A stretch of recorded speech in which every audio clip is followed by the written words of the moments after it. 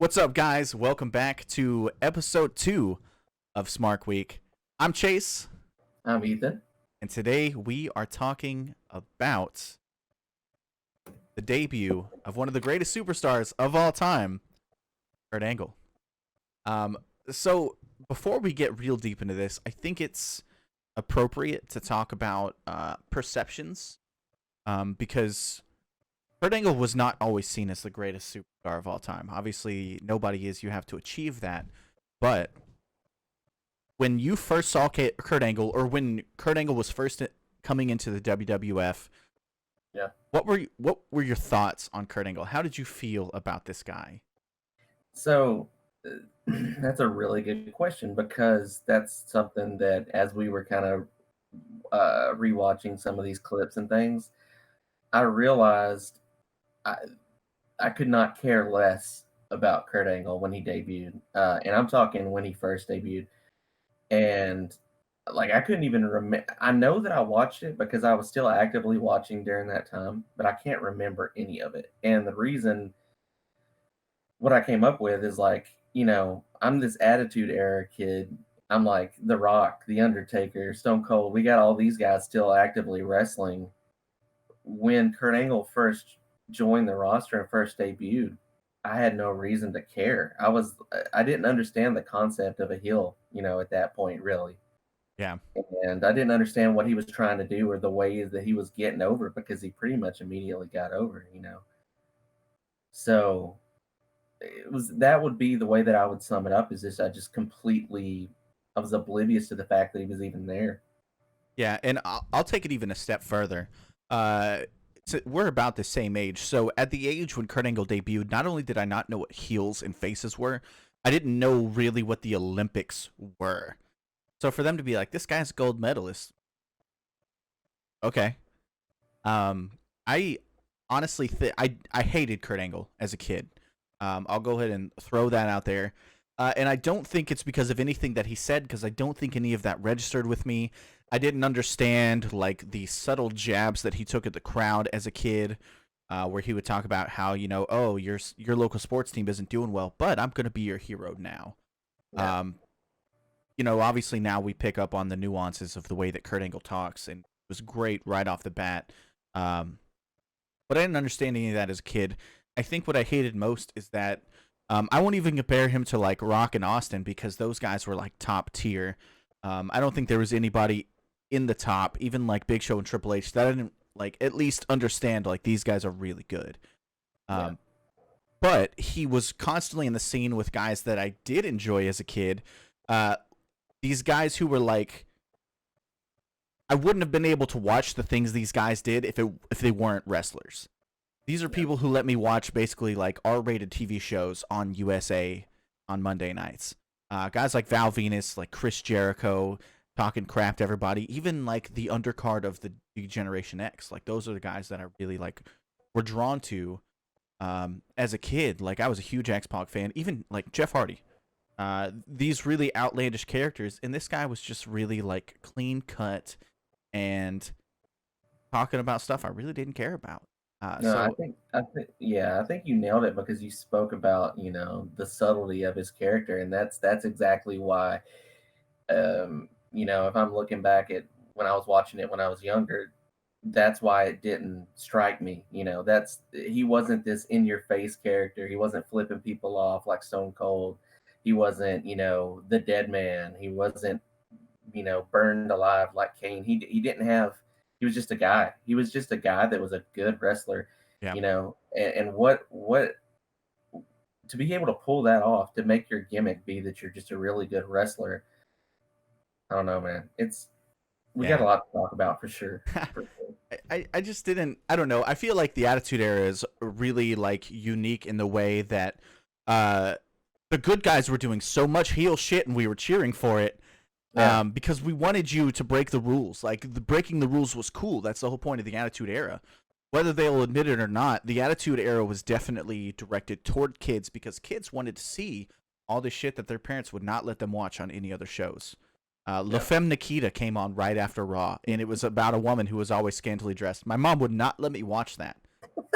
But if there was a pudding match on WWF Monday Night Raw, I could watch women wrestle in pudding and essentially get the same thing plus pudding.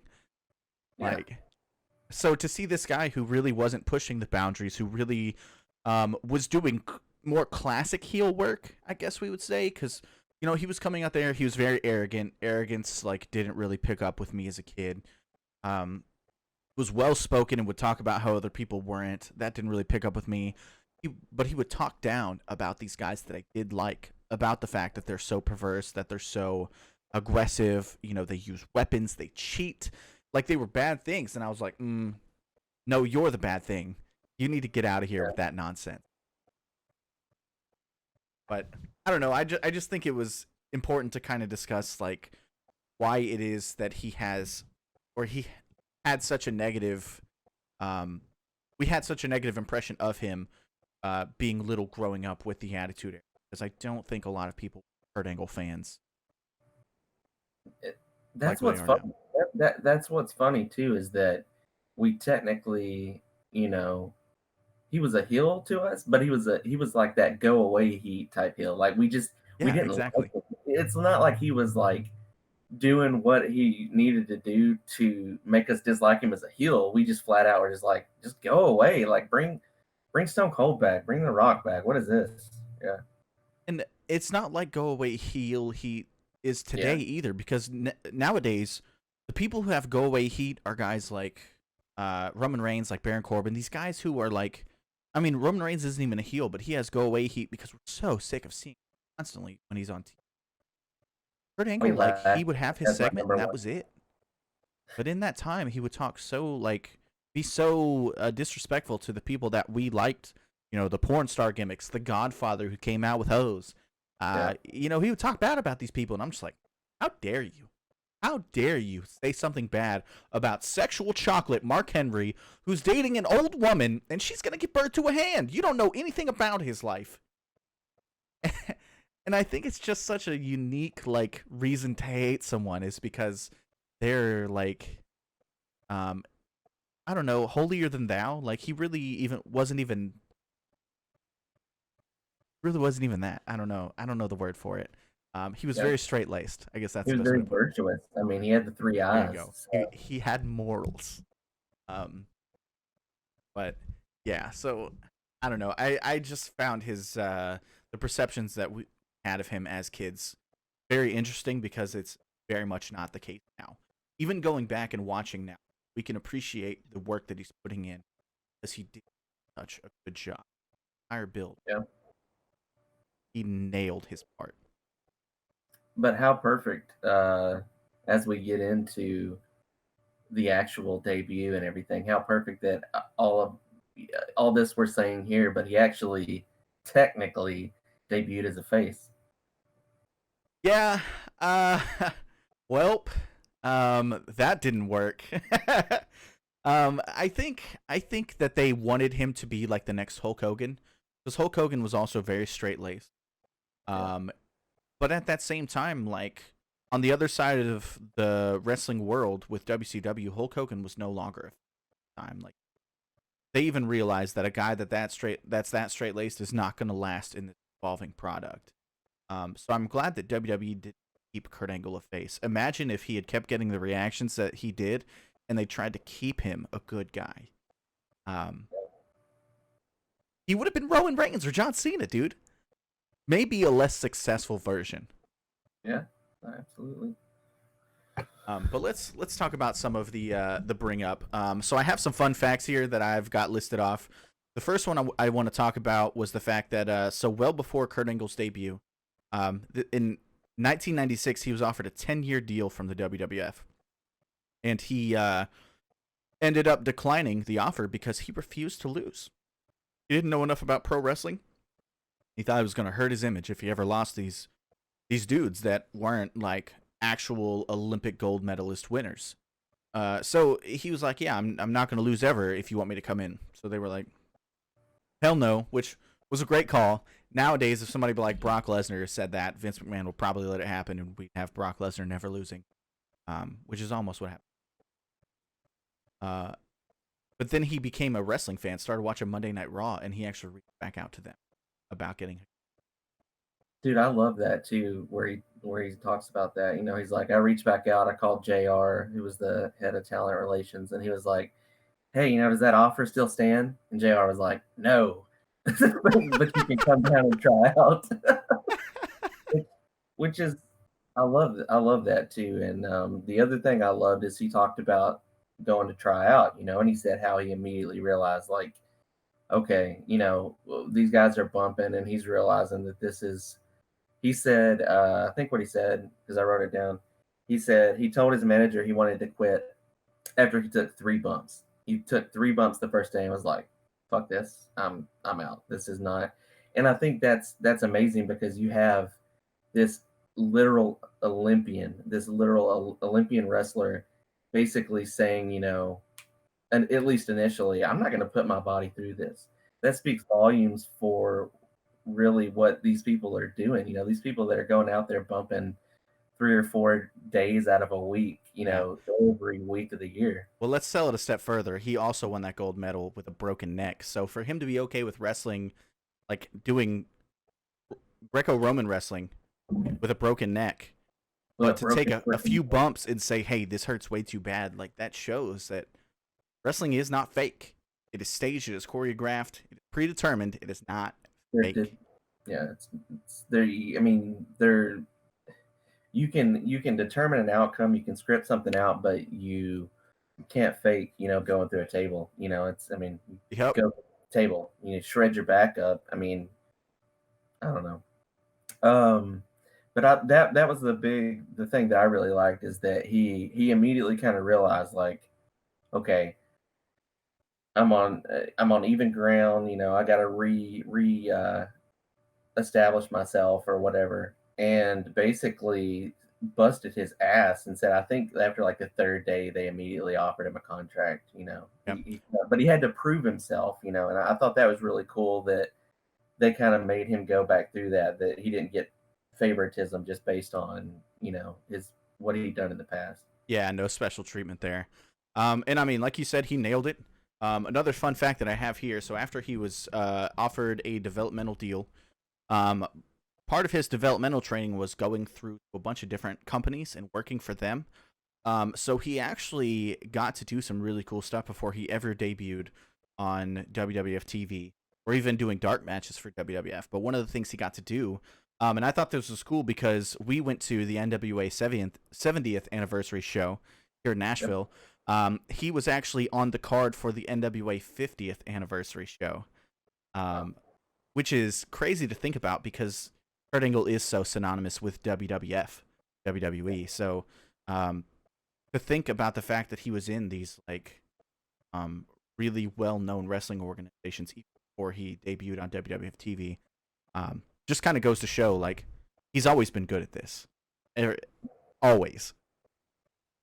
Well, that's kind of. I mean, I know that we're kind of leading into that, but you had his debut on his technical, not in-ring debut, but his technical debut on Sunday Night Heat, where we were talking about a second ago, where he debuted as a face, and it felt so natural. Like when I was watching him walk up the steps and get in the ring, out of the crowd, he's supposed to be this guy that gets in the ring with Tiger Ali Singh, whose gimmick is to basically pay people to do these really, really awful things.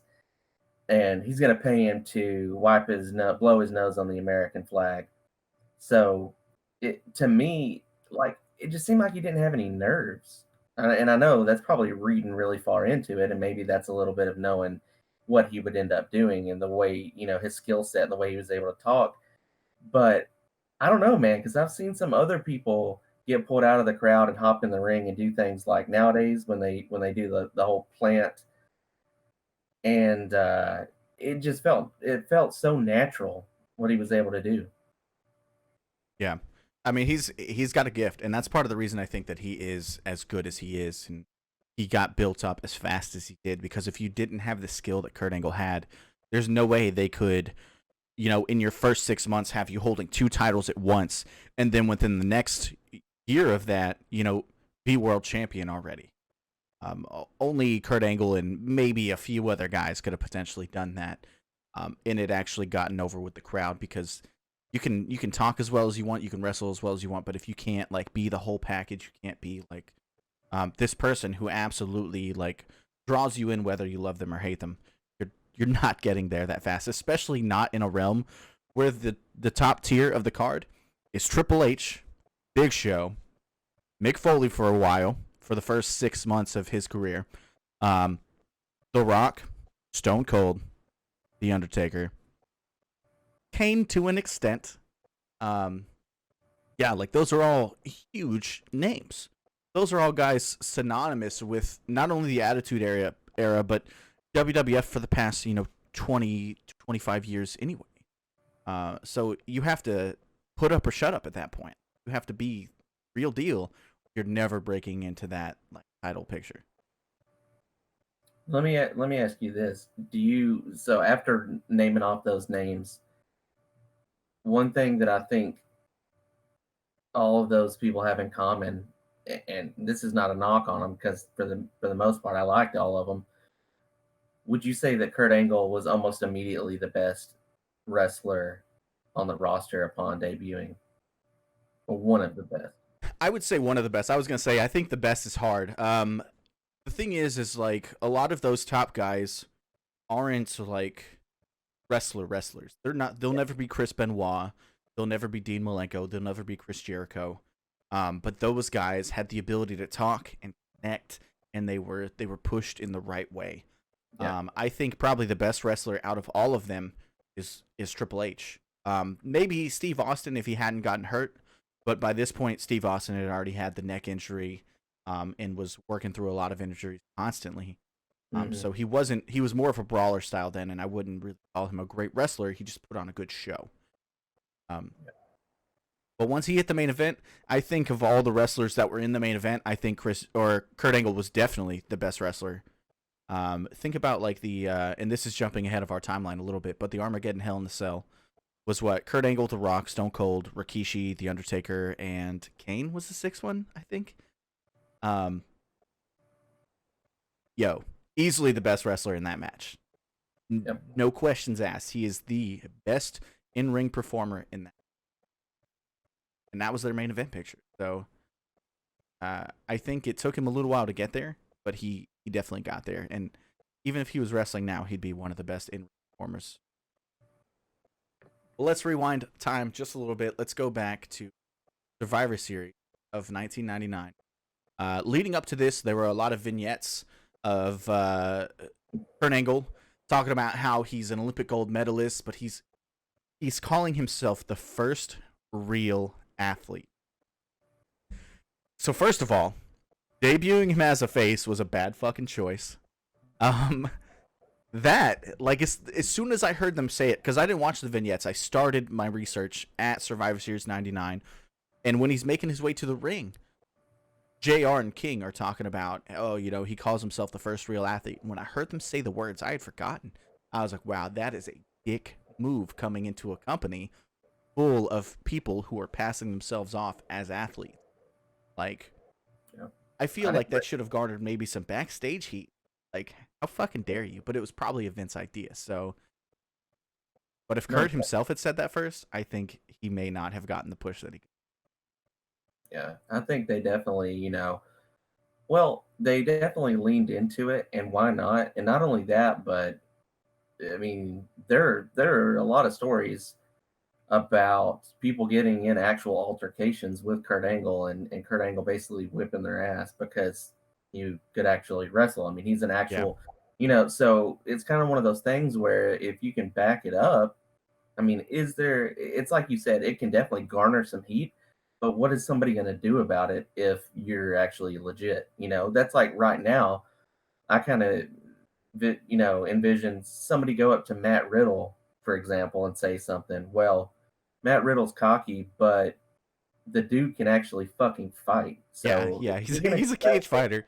He didn't start off in the WWE or even in the indie scene. Like, got to give the dude credit. If you a step to somebody, personally, I know if I'm in that locker room back there, if I'm pissed at something about Kurt Angle, I'm still not stepping to fucking Kurt Angle. I'm pretty sure he choked out Eddie Guerrero. Like, no, no, I'm Yeah. good. Well, So I didn't realize to that point though, like you were saying, I didn't realize they actually announced him. The ring announcers were driving that home. yeah. Well, they were saying that self-proclaimed first real athlete, so they were putting all the heat on him, which is a good idea. But I think if that had been his idea, I think that would have garnered him a lot of heat backstage. I think maybe he would have been buried at some point if he had been the one to say like, "Well, I'm the only real athlete in this whole building. I'm gonna call myself that."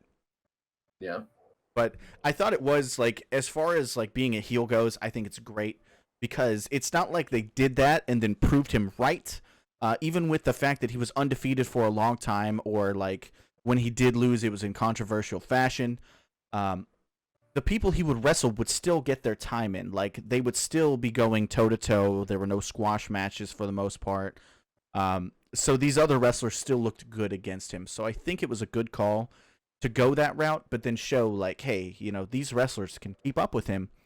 He just wins because he's Kurt Angle. He does have that edge. Um, Speaking of no squash matches, he debuted against Shawn Stasiak, later to become known as Planet Stasiak. This is probably the squashiest match I saw him have. It did not take long, and I don't know. I've never thought Shawn Stasiak was a great wrestler. Wasn't bad. He's second generation. I think he should have been better than he was. Um, but you don't really see Shawn Stasiak too much after this, at least until the invasion angle happens. Yeah, I can say as somebody that was away from wrestling for an extended period of time, I wasn't having a lot of people really saying, "You got to check out this Shawn Stasiak period." Like he was something, man. He was basically a jobber back then. He went to WCW a little bit, didn't do too much there, as far as I remember, and then came back for the Alliance angle and was basically a jobber in the WWF again. Uh, but yeah, so quick match.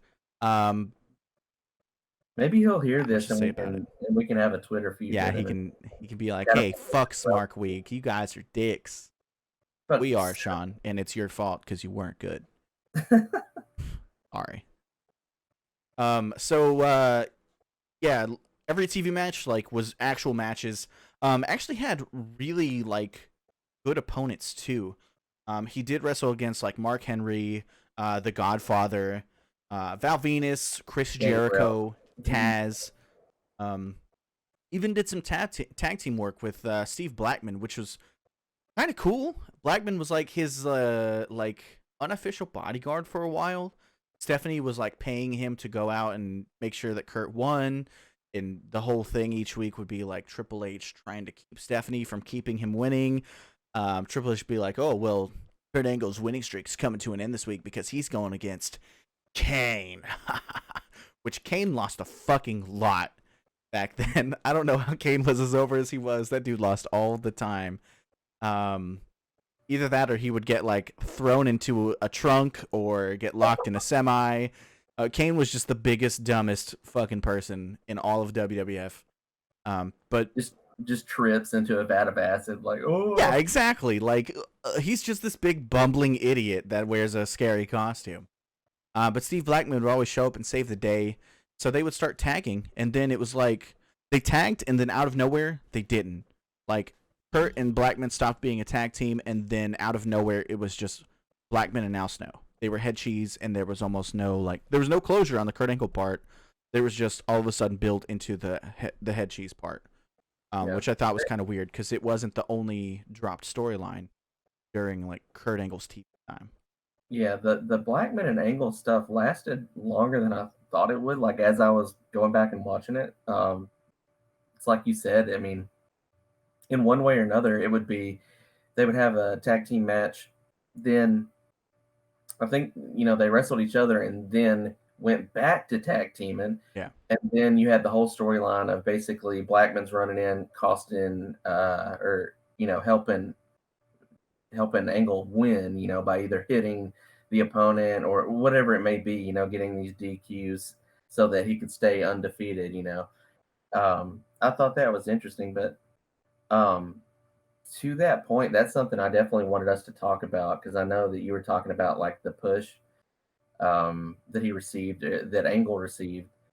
And one of the things that I thought was really, really interesting and really stood out to me as I was rewatching these is how many DQs they had. I Yeah. mean, it was for a while, it was Angle's gimmick, and the fact that I don't remember any of this is kind of crazy. But it was his gimmick to, grab the belt and basically try to hit somebody and get disqualified. Yeah. And I actually like normally for somebody to get DQ'd that much, it's like, okay, we get it. Come on. But Kurt did have this undefeated streak, and I think it was a good way to help keep it intact because imagine if Kurt was beating guys clean. Um, Yeah. it makes all those guys look like chumps. I don't think getting DQ victories over these dudes hurt Kurt in any way. It's still like he's still clearly impressive in the ring. He still has the ability to talk on the mic. And it's very clear that he is so confident in himself. He thinks so highly of himself that cheating a little bit to win, not going to matter. He also would speak like it didn't even happen. So who cares if he cheats? Because he's going to talk like he beat that person clean. He did it fair and square, and he did it after taking his vitamins and drinking his milk. Yep. That's the Kurt Angle way, and I think the way they played it off made it work. Because otherwise, that many DQs, I agree, would be really, really weird and probably hindering in a lot of ways for a wrestler's growth. I guess it's interesting because it felt like to me it really worked with Kurt Angle, but I don't want to exaggerate, but I feel like I don't really know that it would work for most people, and I feel like it's a very like now WWE thing to try to just have as many, I want to keep them strong. You got to keep them strong. Yeah. Blah blah blah. They can't like. It seems like a tactic, to just to never have them. You're basically keeping them in limbo. You're not necessarily. It's like you're waiting to pull the trigger. You're kind of having them float along, but also I don't know. That's just kind of the way I looked at it. It feels like another one of those things. I don't want to just keep saying it was chalk it up to Kurt Angle's, greatness or ability to do whatever. But I don't know, man. If I'm seeing somebody get DQ'd over and over, I think I would eventually get tired of it. But it's like you said, it kind of just worked for him as it was crazy that they built his character the way that they did. I mean, you have him debut in November, and by January, the first week of January, he's wrestling The Rock. Like Yeah. that's And I, almost winning. Like I, competitively wrestling The Rock. But I I think I won't. think that also speaks to his growth, how quickly he picked up the business. No, you're exactly right. And I don't know. I think that's like a key point that we can really drive home, or that people can drive home when you talk about him. Is say what you want about people, getting pushed and this and that. To basically debut in November against Shawn Stasiak, and then have matches against Godfather, Mark Henry, Gangrel, to then 2 months later be in a main event against The Rock on SmackDown at the Also high. wrestled Rikishi a lot. He wrestled Kane. Trying to think of who else like in the upper card that he wrestled against, but I mean Well, there's some impressive names on that list. yeah, Rikishi dude, and debuted around that time and he was immediately like pushed toward the top. yeah, dude, he went through like I've got the list almost in order because that's just so crazy the way that he did it. After goes against those initial people, um, he beats Test, or he has a match with Test. He has a match with Edge. Like you said, Kane. He has the match with Rikishi. Then he goes to The Rock. I mean, you're literally seeing. Think of it, it's like playing Mortal Kombat when you're trying to fight all the way up to the top to face Shao Kahn. Like Yeah, he's climbing the ladder. Like visibly you can see, and the amount of trust that they have in somebody to push them like that. I think you're right on the money when you say this may be the best push ever, one of the you know most well executed pushes. well, I mean they also like it was like the perfect storm for him. They did give him good matches. where he didn't always win, but he didn't lose. But he would also go through and, he had really good vignettes. He didn't speak for too long, but it wasn't too short. It was just enough to get his stuff in before each match, but they were doing it almost every single match to drive the point home. And they also weren't shoving him down our throats. There weren't 3 or 4 Kurt Angle segments in a single Raw. It was just, hey, here's Kurt Angle's 10 minutes on the show. Let's get him out there. Let's do the match. He can do, a little bit of stuff afterward. But we're going to save a lot of Kurt Angle for the pay-per-view. His pay-per-view matches were all awesome.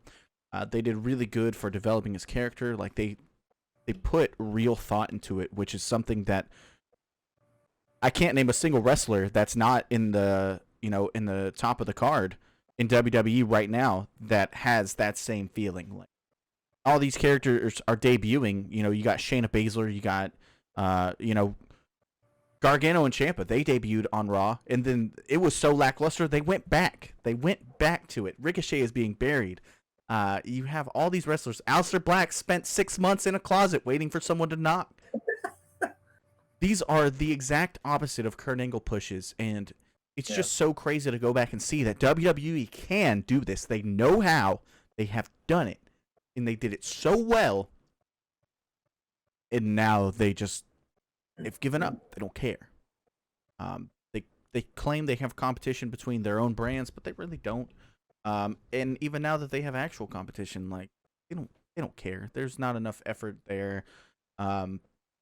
They'd rather just write short little stories that they're gonna blow off way too soon. There's no build to anything. There's no real character development. And the people that we like don't matter because they're gonna push whoever they want to push, and it's just insane the differences. I loved it. I don't remember what you were talking about. We're just talking about Kurt Angle's push versus how people are being pushed in modern wrestling. No, I mean, I think you have valid points on all of it. It's different now because you have NXT as the developmental, if you want to call it that, whatever it is nowadays. Who knows what they classify it as? But it was different back then. I think the closest thing or a way to try to put it into words for someone now would be, imagine this guy that he skipped NXT. Okay, well then you say, well, yeah, like AJ Styles, somebody like that. Okay, sure. But imagine this guy that skipped NXT that is basically, I mean, he has no build. You don't know anything about him. He jumps right to the main roster and immediately makes an impact. Immediately one of their best wrestlers. Immediately one of the best on the mic. It just doesn't happen. There's not something you can compare that to now. Well, I mean, can you think of somebody that is comparable, like within the newer generation? Cain Velasquez.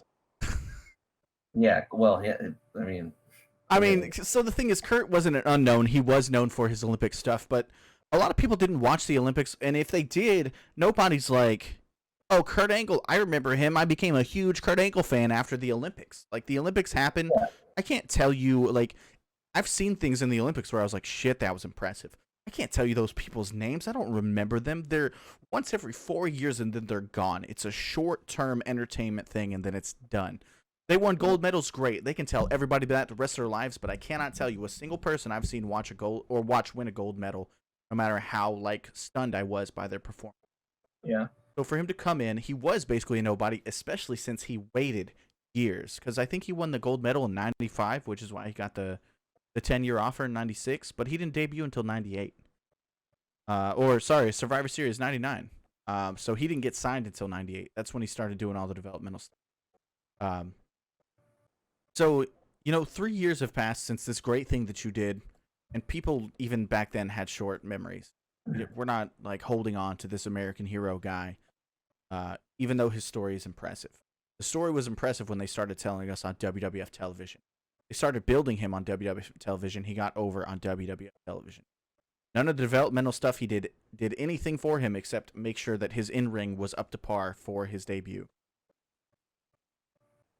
And now in the future we have NXT guys who are coming up, who a lot of the people who watch Raw and SmackDown, maybe not even half, but still a lot, like a good amount. I'd say 30-40% at least do watch NXT, especially now that it's on TV also. And they know who guys like Aleister Black are, guys like Johnny Gargano are, guys like Adam Cole are, guys like EC3, guys like Ricochet. I think Ricochet is probably the best example, because that guy is also a naturally gifted athlete.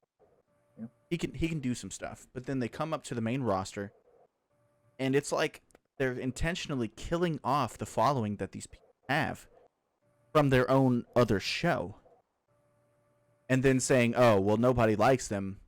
There's nothing we can do with them," and then just dropping them, letting them go, releasing them. Hey, you don't have a job here anymore. It's our fault, but sorry. So to see how different things were back then, like it's mind. Yeah, I mean, it really is. I mean, the closest person, and this is again during the time period that I'm also, currently actively watching through.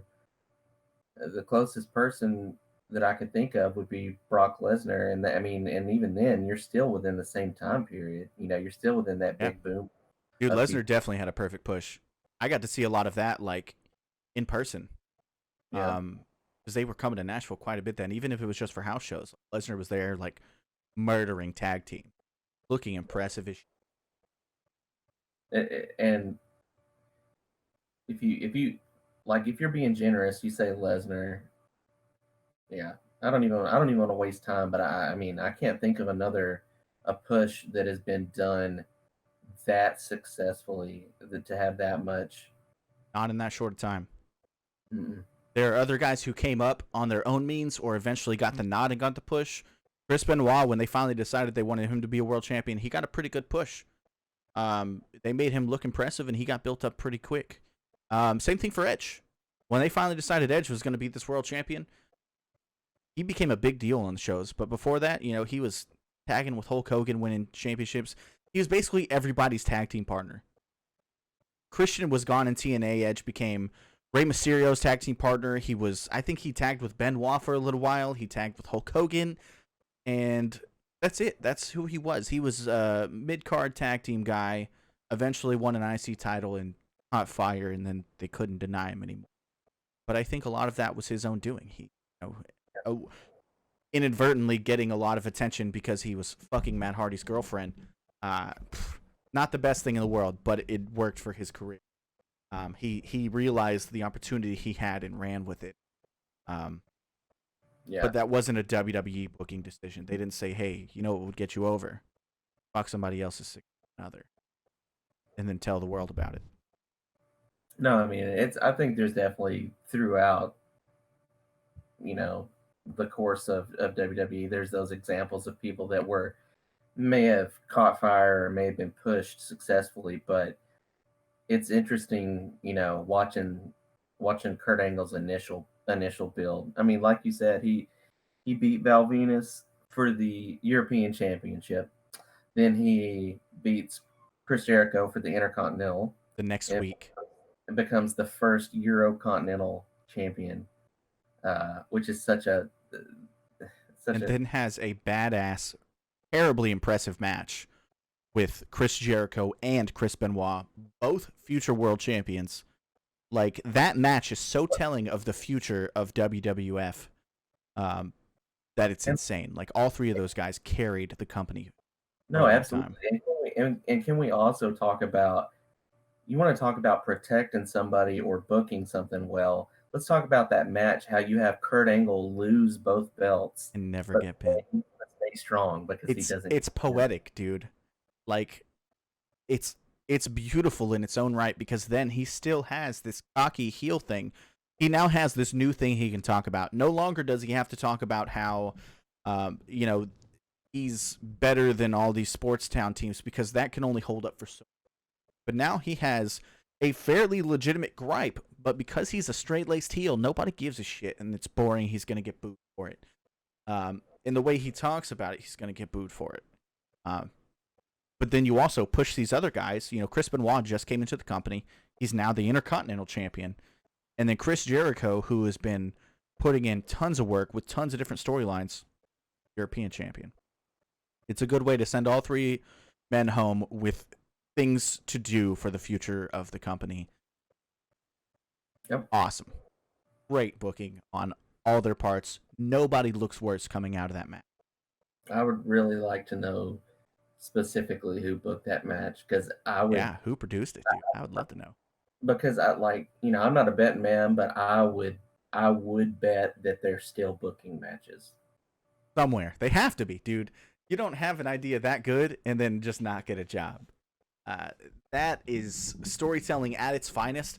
And not only that, but like it's so well protected because is it Benoit that gets the first pinfall?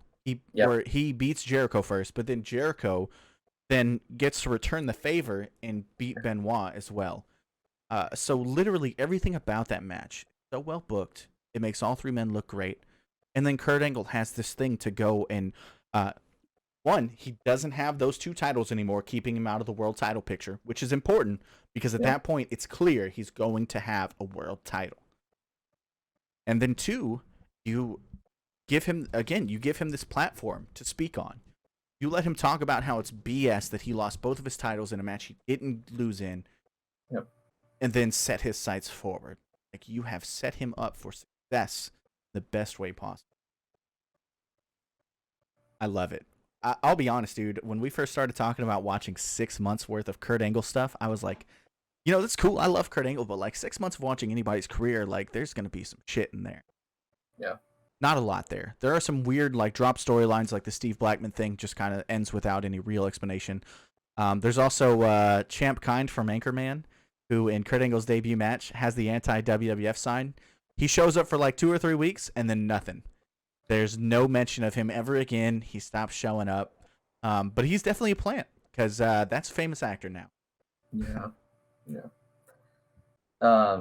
You talk about some stuff. You already talked about it earlier, but during this time period, we did see Mae Young give birth to a hand. So there was some things like by association that I ended up watching that I was like, oh my God, like how is this? How am I seeing this?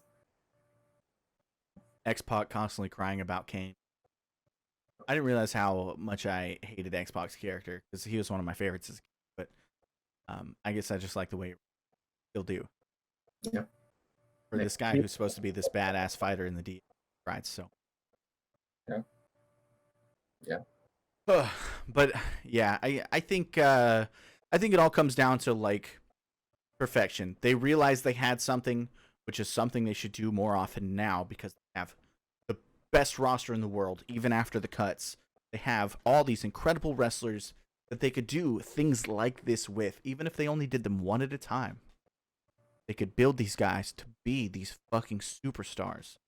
But instead, it's more like they're wagging a judgmental finger and saying, how come you didn't do it on your own? I'm honestly, and this is somebody that I talked about earlier, but the reason I think that is because you read so many things nowadays with Kurt Angle mentioned in the same breath as Matt Riddle. A lot of people say Riddle is, you see the sentence a lot that he has picked up wrestling faster than just about anybody they've seen aside from Kurt Angle. He's on the same kind of, I'll be really, I don't want to compare someone to Kurt Angle because I don't think that's going to be too fair, but I'll be really interested to see how they do this. Now, granted, it's apples to oranges because Matt Riddle's gimmick is that he's basically a surfer bro, 420 that can just get in the ring and kick your ass. But it's going to be interesting to see the trajectory of taking somebody that, hey, we know that this person can go with anybody. They can make anybody look good. They can actually wrestle. They can actually knock you out and see what happens to it. I don't know, man. There's so many people with NXT that I'm just terrified of them going to the main roster. Yeah. And honestly, if Kurt Angle was wrestling in this generation, like he was just coming up in this generation, I don't think he would get the treatment that he got during the Attitude Era. That's sad because he is so incredible. we do have guys who show the same kind of potential that Kurt Angle showed, albeit probably in different ways. But we have guys who, like, you look at them and you're like, that guy could be. Yeah. They're getting buried. They're getting released. They're getting ignored. They're being told that they're doing something wrong, or they're not being told anything at all. And it's just, I don't know where the mindset changed for WWE, but I hope they get back on track because they don't have any stars right now. None that they made themselves. And the stars they do have came up elsewhere. Their contracts aren't terribly long. And those guys aren't going to be around in the next 5-10 years. And then what? What do you do? Yeah, I mean, and think about, without us getting into details, because I know you'll know who I'm talking about. Kurt Angle. Arguably, probably their biggest self-made or homegrown star. We don't know what's going to happen with them. They got some allegations. The whole thing may be up in the air. Yeah. Yeah, we definitely don't want to talk about that on this episode. That may be a later episode when we have more info on that. But we're going to use that as a segue into our mailbag. We do have some questions from fans. Guys, if you want to shoot us mailbag questions, you can follow us on Twitter at SmarkWeek. And, shoot us a message. We chat with you or even just answer your questions. So, the first one that we have here is, of the laid-off WWE talent, who's going to make the biggest impact elsewhere? You want to go first or me? Go for it, dude, because I have my answer locked and loaded. Ready. So of the talent laid off, who's going to make the biggest impact? Mm-hmm. So the easy answer is the Revival, or the Revolt, as they're called now. I think that's a really, really easy answer. I would say, I'd probably say Gallows and Anderson. I'm liking what they're doing right now on Twitter. They're teasing a lot of Bullet Club stuff. I'm liking the fact that even though they both have said they were kind of tired, I think, of all the travel to Japan and everything, once the fact that all this, some of the COVID stuff possibly eases up, seeing them back in New Japan, I think would be pretty fucking awesome. Cool. Especially since you're seeing a lot about how I'm seeing a lot of people responding that they need to come save the Bullet Club and restore it back to its former glory. So I think there's a lot of potential with something like that. Yeah, I think that's a good answer, and I also hope they go to New Japan. Honestly, they could go anywhere and be stars, but I think New Japan is where they need to be. And I think New Japan would welcome them with open arms, and they clearly love being in Japan. So let them go there. Let them enjoy themselves. They've definitely earned it with all the bullshit they've been through. So my answer is going to be for a similar reason. I think that the thing that makes and breaks wrestlers' careers right now is the things that they do on Twitter. Hyping yourself as a free agent. And because of that, my answer is going to be EC3. If you go to freeec3.com right now, it is a countdown timer to when his 90-day no-compete is up. This dude is posting videos of him working out. He's jacked as shit. And I think that when he finally does get the chance to get out, I don't think he's going to sign anywhere immediately. I think he's going to hit the indies beforehand once the coronavirus stuff is up. And he's going to just start impressing the shit out of people. I think he's going to make himself a star the same way that Drew McIntyre did as Drew Galloway on the indies. Same way that Cody did in Ring of Honor in New Japan. Same way that Moxley did. He's going to take this ball and run with it, and I think he's going to be the next big internet darling because he's going to blow up.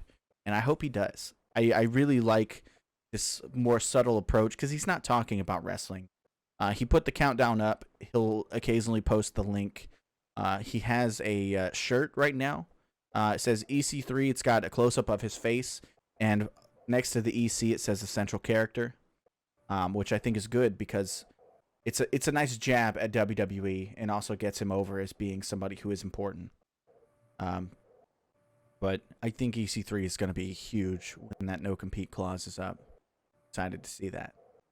I'd definitely like to see it because he was somebody that I was, I thought they did a really good job with him in NXT, and then of course, I thought he was going to be huge on main roster because he's a big guy. He's the kind of guy that Vince McMahon it usually really gets into because of his size, because of his physique. Yeah. Vince McMahon loves his men bulky. Like, we all know that. Vince McMahon wants a muscled up, oily dude, and he wants him to run the whole show. Yes, he does. But for some reason, I don't know if Vince made advances on him and EC3 turned him down or what, but here we are. That was a joke, by the way. Don't fucking freak out. Next mailbag question. Who should take the title off of Moxley, dude? That's the next question? Who Yeah, should take man. I know. I'm just curious. Oh, not the next mailbag It question? is. Yeah, no, it is. Sorry. You go first on this one so I can have a little bit of. I'm putting Okay. you So I've actually thought about this a lot.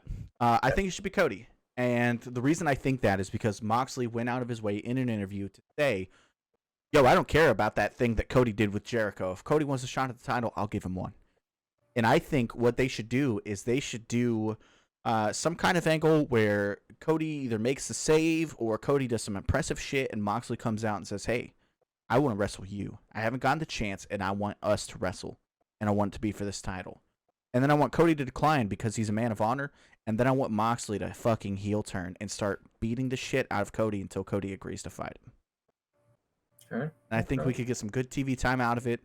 And I think that's the only way to, like, get rid of this, like, clause that they have where Cody can never be champion again. I could get down with that. So what I would say here, I'll give two answers. One is what I think, and one is what I want. The popular, I think, one of the easier choices, but I would say Kenny Omega, just because they've kept him strong. So at any point, they're going to pull the trigger at some point and give him a run. We know it's going to happen. It's just, when is it going to be? How about this though? How about Hangman? How about?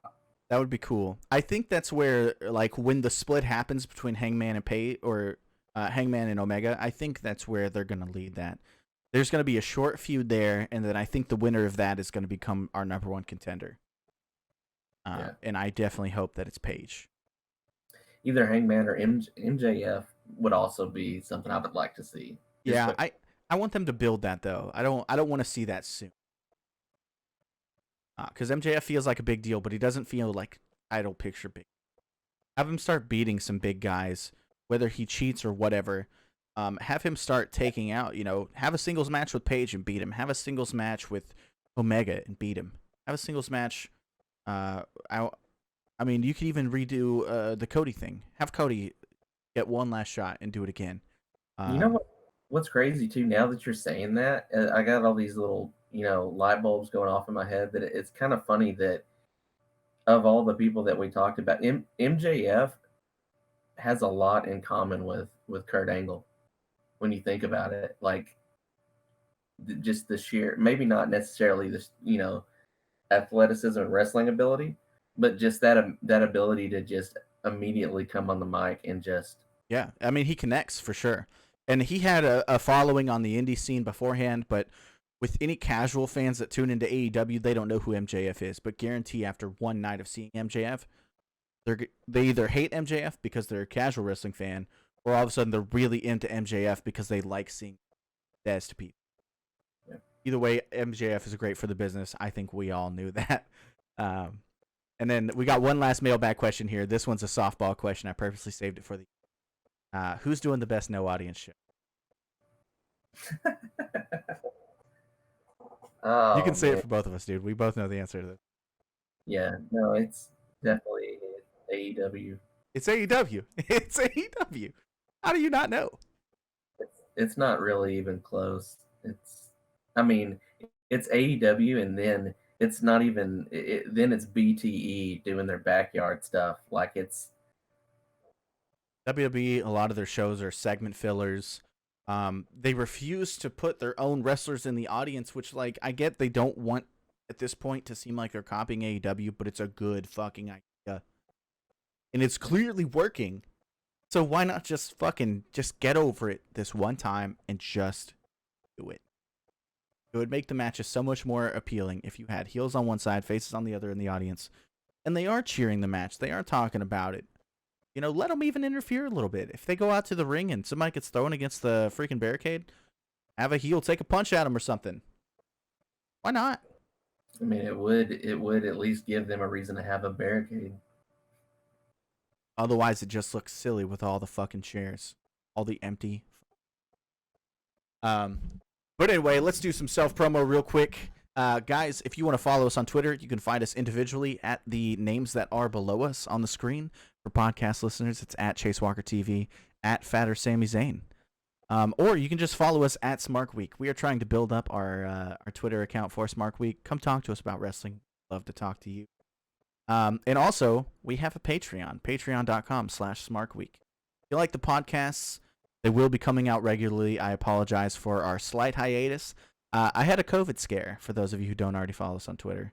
I'm feeling much better now, but it was very hard to breathe for a little while. So we will be posting regularly. We're excited to be doing this. Take this journey with us. Check that out. Anything else you want to say, Ethan? I think you summed it up, man. Cool. Well, guys, I hope you enjoyed this week's episode. Next week, we will be back with the history of Money in the Bank leading up to this new Money in the Bank that is essentially just running through a building. It's Die Hard. It's Die Hard with money. Die Hard Money in the Bank. But for Smark Week, I'm Chase. I'm Ethan. We'll see you next week, guys.